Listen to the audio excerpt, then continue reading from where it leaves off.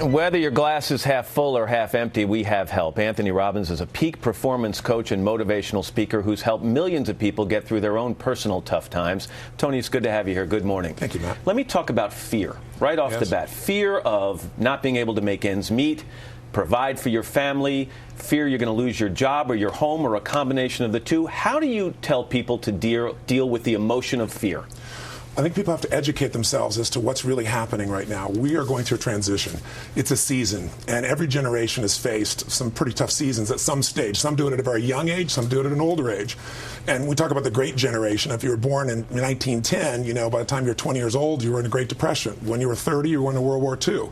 So our generation has had it fairly easy. We've all experienced pain. I'm sure you've experienced it in your family. I have in mine. But we haven't experienced it at a cultural level to the extreme that we're starting to experience So right you're now. saying we haven't been adversity tested. We lived through a period where mortgages seemed too good to be true, so we bought bigger houses. That's right. Where gas seemed relatively cheap, so we bought more and bigger cars. Where the stock market was booming, so we invested. Now we're finally seeing adversity? We're seeing it at a much deeper level, and we're going to see more of it. I mean, we have $9.5 trillion worth of debt against the GDP that's, $13.5 trillion. So there are real challenges. They're not going to go away tomorrow, but here's what we have to be able to do. With every season, there are challenges, just like nature seasons, and there are opportunities. And right now, while you're seeing, huge deflation that we're seeing right now in prices of real estate, we're seeing people losing their homes at 250,000 people a month. We're putting ourselves in a position, we see this tremendous volatility in the stock market.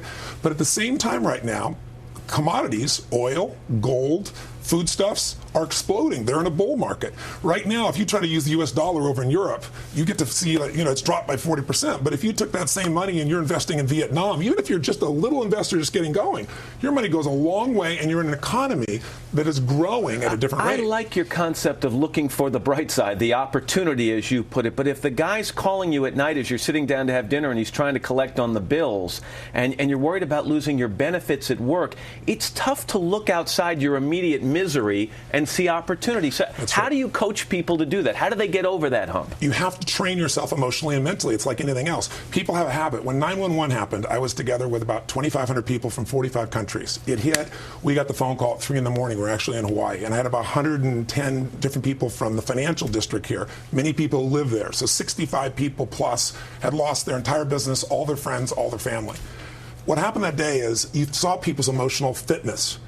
People that are angry got angry. They always get angry. People that were fearful got even more fearful. It was the end times. There were individuals there that were caretakers, and they were out there finding it. So it's a habit to find your emotions. So what I'd say to people is you have to discover what your emotional pattern is, and then you condition the emotion you do need. In those situations, what you need more than anything else is creativity, determination. You have to have some emotions that'll get you over it, because the force that shapes the marketplace up and down is the force that shapes your life. It's emotion. Two quick things. Phil Gramm, former senator, got in some trouble last week when he said we become a nation of whiners when dealing with this economy. Is there some truth to it, in your opinion? Well, I think we're emotionally unfit as much as we could be. I mean, there's no question that many people, I've had a doctor come to me and say, you have a tumor in your brain. I want to operate. So is Lance Armstrong. The question is, when those things happen, what do you focus on? What does it mean? What do you do? Do you focus on, why did this happen to me? Or what does it mean? Is it over? Or are you just beginning? Is this a gift? In Lance's case, he found a way to take enough action.